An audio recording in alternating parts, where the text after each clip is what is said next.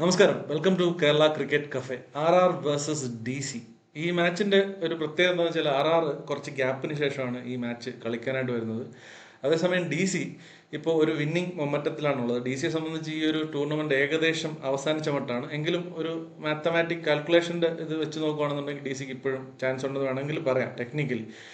പക്ഷേ ഇത് മറ്റ് ടീമുകളെ സംബന്ധിച്ച് വളരെ ഇമ്പോർട്ടൻ്റ് ആയിട്ടുള്ള ഒരു മാച്ചാണ്. ചെന്നൈ പോലുള്ള മറ്റ് ടീമുകൾ, താഴെയുള്ള ടീമുകൾക്കൊക്കെ ഈ ഒരു മാച്ച് ഡി സി ജയിക്കുകയാണെന്നുണ്ടെങ്കിൽ തീർച്ചയായിട്ടും അഡ്വാൻറ്റേജ് ആണ്. അതുപോലെ തന്നെ ടോപ്പിലുള്ള ടീമുകൾക്കും ഈ ടോപ്പ് 2 സെക്യൂർ ചെയ്യാനായിട്ട് ഈ മാച്ച് തോൽക്കുന്നത് തീർച്ചയായിട്ടും ഉപകാരപ്പെടും. സോ സംബന്ധിച്ച് ഡു ഓർ ഡേ ആണ്. മുകളിലോട്ട് കയറണമെന്നുണ്ടെങ്കിൽ ഈ മാച്ച് ജയിച്ചേ പറ്റൂ. ഓൾറെഡി ഒരുപാട് മാച്ചസ് തോറ്റിട്ടാണ് നിൽക്കുന്നത്. സോ അതാണ് മാച്ചിൻ്റെ ഒരു സെനാരിയോ. ആറിൻ്റെ അല്ല, ഡൽഹിയുടെ ഹോം ഗ്രൗണ്ടിലാണ് ഈ മാച്ച് നടക്കുന്നത്. അരുൺ ബ്രോ, എന്താണ് ഡൽഹിയുടെ ഗ്രൗണ്ടിനെ പറ്റി പ്രത്യേകിച്ച് ഒന്നും പറയാനില്ലല്ലോ. അങ്ങോട്ടും ഇങ്ങോട്ടും മാറി മറിയുന്ന കണ്ടീഷനാണ് ഡൽഹിയിൽ. ഇപ്പോൾ അതെ അതെ, അരുൺ ജെയ്റ്റ്ലി പിച്ച് സ്റ്റേഡിയത്തിലാണ് കണ്ടീഷൻസ് കളി. പിച്ച് കണ്ടീഷൻസ് എന്ന് വെച്ചാൽ ആർക്ക് എന്ത് കൊടുക്കാൻ പാടില്ലയോ അതാണ് ഈ ത്രൂ ഔട്ട് ദ ടൂർണമെൻറ്റ് അവർ വരുന്ന ടീമിന് വേണ്ടി ചെയ്തു കൊടുക്കുന്നത്.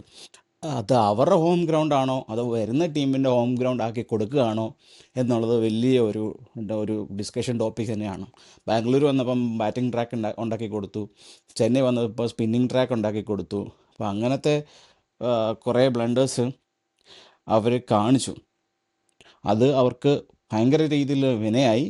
അതിനുശേഷം വലിയൊരു റൺ നടത്തിക്കൊണ്ടിരുന്ന പഞ്ചാബിനെതിരെ ചെന്ന് നല്ല ഒരു ചേസ്, അന്ന് ഡേവിഡ് മില്ലറും അക്ഷർ പട്ടേലും രണ്ടും കൽപ്പിച്ചിറങ്ങി ഡൽഹിയെ ജയിപ്പിച്ച് കൊണ്ടുവന്ന ഒരു മൊമെൻറ്റത്തിലായിരിക്കും അവർ വരിക.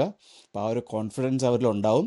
രാജസ്ഥാൻ നേരെ മറിച്ച് ഒരു തോൽവി, ജി ടിയുടെ ഏറ്റ 77 റണ്ണിൻ്റെ ഒരു തോൽവിയുടെ ആഘാതത്തിലായിരിക്കും ഒരു ബ്രേക്കിന് ശേഷം വരിക. അപ്പോൾ രണ്ട് ടീമുകളിലും വളരെ ഡിസൈസീവ് ആയിട്ടുള്ള ഗെയിമാണ്. അപ്പോൾ ഇതിൽ ഡൽഹി തോറ്റു കഴിഞ്ഞാൽ പ്യുവർലി അവർ ഔട്ടായി, എലിമിനേറ്റ് ആവുകയാണ്. നേരെ മറിച്ച് രാജസ്ഥാൻ ജയിച്ചു കഴിഞ്ഞാൽ അവർക്ക് ടോപ്പ് 4 14 പോയിൻറ്റുമായിട്ട് ടോപ്പ് 4ലേക്ക് തിരിച്ചു കയറാം എന്നുള്ളതും അവർക്ക് അഡ്വാൻറ്റേജ് ആണ്. കാരണം ഈ കളി രാജസ്ഥാൻ തോറ്റു കഴിഞ്ഞ് കഴിഞ്ഞാൽ അവരുടെ പ്രോബിലിറ്റി ഇപ്പോൾ ഒരു 90 ആണെന്നുണ്ടെങ്കിൽ ക്വാളിഫൈ ചെയ്യാനുള്ള ചാൻസ് അത് നേരെ ഒരു 60ലേക്ക് വന്ന് വീഴും, അല്ലെങ്കിൽ ലെസ് ദാൻ 60ലേക്ക് പോകാനുള്ള സാധ്യതയുണ്ട്. അതെ.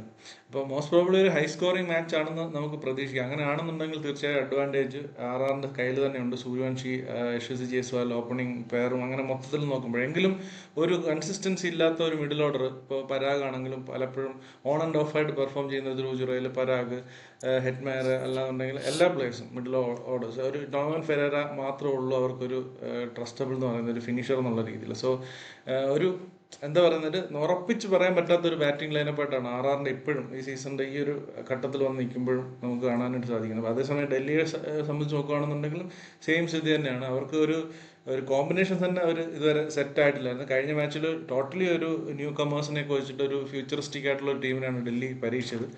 സോ ടീം ചേഞ്ചസ് നോക്കുകയാണെന്നുണ്ടെങ്കിൽ ആറിൽ എന്തെങ്കിലും ചേഞ്ചസ് വരാൻ ചാൻസ് ഉണ്ടോ, അതോ കഴിഞ്ഞ മാച്ചിൽ പോയ അതേപോലെ തന്നെ ആയിരിക്കുമോ? ആറിൽ നല്ല അറ്റ്ലീസ്റ്റ് ഒരു 3 ചേഞ്ചസ് എങ്കിലും ഉണ്ടാവും. കാരണം അവരുടെ ക്യാപ്റ്റൻ അന്ന് പരിക്ക് പറ്റി കളിച്ചില്ല.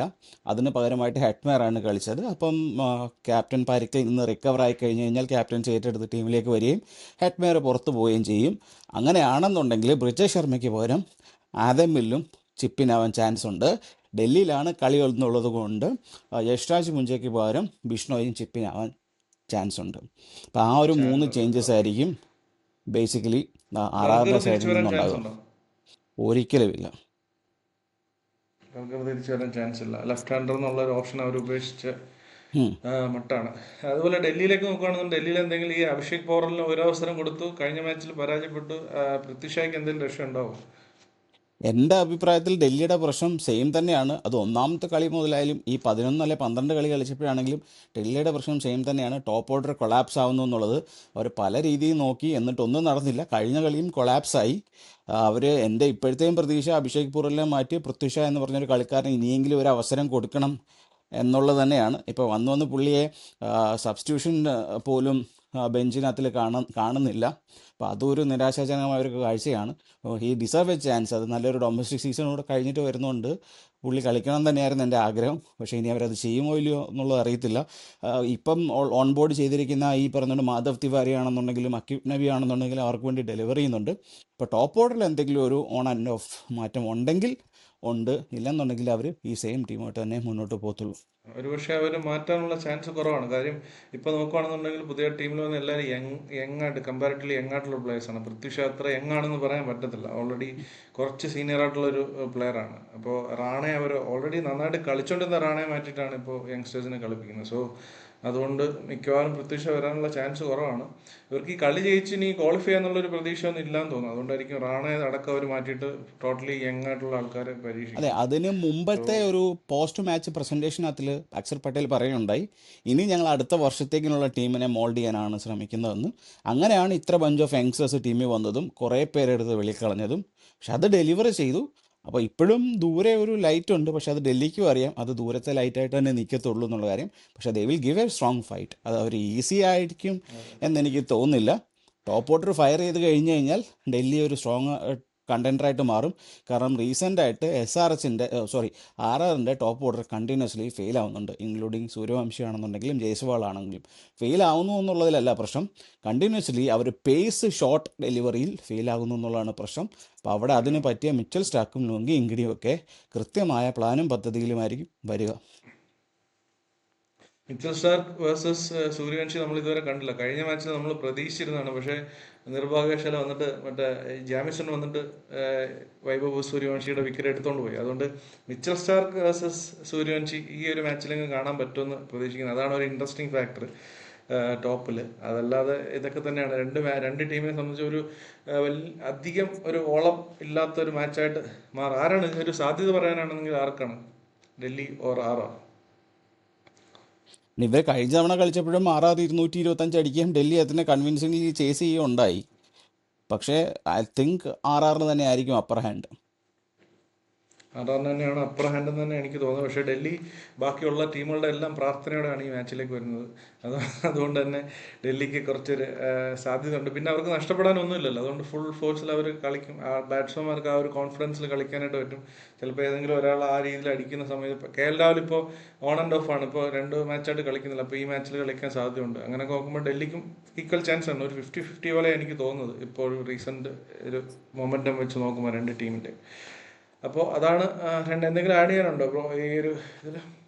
ഒന്നുമില്ല, ടോസ് കിട്ടുക, ബൗളിംഗ് എടുക്കുക, ഒരു 220 താഴെ റെസ്ട്രിക്റ്റ് ചെയ്യുക, എന്നിട്ട് ചേസ് ചെയ്ത് ജയിക്കുക. അതായിരിക്കും ഏത് ടീമിനും ഓപ്ഷൻസ്. കാരണം ചേസിങ് ടീമാണ് കഴിഞ്ഞ ഔട്ട് ഓഫ് ലാസ്റ്റ് 24 മാച്ചസിലും 21 21 ജയിച്ചിരിക്കുന്നതും ചേസ് ചെയ്ത ടീമാണ് ഈ ടൂർണമെൻറ്റിൽ. അപ്പം സ്വാഭാവികമായിട്ടും ചേസ് ചെയ്യുക എന്നുള്ളൊരു രീതിയിലേക്കായിരിക്കും അവരും എടുക്കുക. കാരണം ഡൽഹിയിൽ കണ്ടീഷൻസിൽ അതിനായിരിക്കും നല്ലത്. പക്ഷേ ഏത് ട്രാക്ക് കൊടുക്കുമെന്ന് എനിക്ക് ഒരു ഐഡിയ ഇല്ല. കാരണം ഓൾറെഡി 4 ഡിഫറെൻറ്റ് ട്രാക്ക് നമ്മളിവിടെ കണ്ടതാണ്. അതിൽ ഏതായിരിക്കും നാളെ കളിക്കാൻ പോകുന്നതെന്ന് എനിക്കൊരു ധാരണയില്ല. Totally depend upon the track ആയിരിക്കും കണ്ടീഷൻസ് എല്ലാം. ഓക്കെ, അപ്പോൾ നമുക്ക് എന്തായാലും ആ മാച്ചിലേക്ക് വരാം. മാച്ചിൻ്റെ ഒരു റിസൾട്ട് തീർച്ചയായിട്ടും മുന്നോട്ടുള്ള മറ്റ് ടീമുകളുടെ ഇതിലും ടേബിളിലും ഒക്കെ നന്നായിട്ട് അഫക്റ്റ് ചെയ്യുന്നതാണ്. സോ അതുകൊണ്ട് മാച്ചിന് ശേഷം ഒരു റിവ്യൂവിൽ നമുക്ക് എന്തായാലും തീർച്ചയായിട്ടും കുറച്ചുകൂടി ഇൻഡെപ്ത് ആയിട്ട്, ഇതൊരു ഷോർട്ട് വീഡിയോ ആയിപ്പോയി. അത് കാരണം എന്താണെന്ന് വെച്ചാൽ രണ്ട് ടീമിൻ്റെ ഇപ്പോൾ ആർ കുറച്ചായി കളിച്ചിട്ട്, അപ്പോൾ അതുമാത്രമല്ല സൺഡേ ആണ് 2 മാച്ചസ് വരുന്ന ഒക്കെ ദിവസം ആയതുകൊണ്ടാണ് കൂടുതൽ വലിച്ചു നീട്ടി നിങ്ങളെ ബോറടിപ്പിക്കേണ്ടെന്നും കൂടെ കരുതിയിട്ടാണ് ഇത് ഷോർട്ടാക്കുന്നത്. എന്തായാലും റിവ്യൂ വരുമ്പോഴത്തേക്ക് പക്ഷേ ഇൻഡെപ്ത് ആയിട്ട് തന്നെ തീർച്ചയായിട്ടും ഈ മാച്ചിൻ്റെ ഉണ്ടാവും. അപ്പോൾ നമുക്ക് മറ്റൊരു വീഡിയോയിൽ അരുൺ ബ്രോ ആയിട്ട് ഒത്തുകൂടുന്നവരെ ബൈ.